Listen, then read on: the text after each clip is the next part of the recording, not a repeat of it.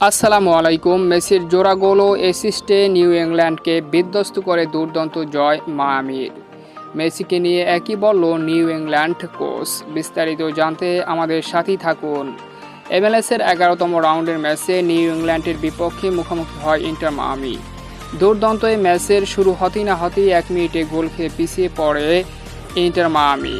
এরপরই দুর্দান্তভাবে কামব্যাক করে ম্যাচের 32তম মিনিটে লিওনেল মেসির অসাধারণ গোলে ইন্টার মায়ামি এবং 1-1 গোলের সমতায় অর্ধ অংশ পার করে new England versus inter Miami.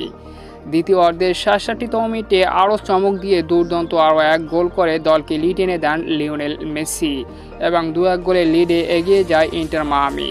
83তম মিনিটে আরও 1 অসাধারণ শট নেন লিওনেল মেসি, কিন্তু গোলকিপার প্রতিহত করায় কর্মসূচি অসাধারণভাবে সেটাকে ফিনিশ করে 3-1 এগিয়ে নিয়ে যান ইন্টার মায়ামিকে এবং ম্যাচের 88তম মিনিটে অসাধারণ লিওনেল মেসির অ্যাসিস্ট থেকে লুইস সুয়ারেজের দুর্দান্ত ফিনিশিংয়ে 4-1 গোলে এগিয়ে যায় ইন্টার মায়ামি এবং 4-1 গোলে বিধ্বস্ত করে দুর্দান্ত জয় নিশ্চিত করে নিউ ইংল্যান্ডের বিপক্ষে ইন্টার মায়ামি।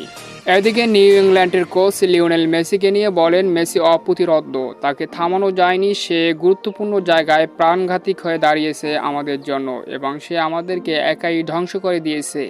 এভাবেই লিওনেল মেসিকে নিয়ে বলেছিল নিউ ইংল্যান্ডের কোচ।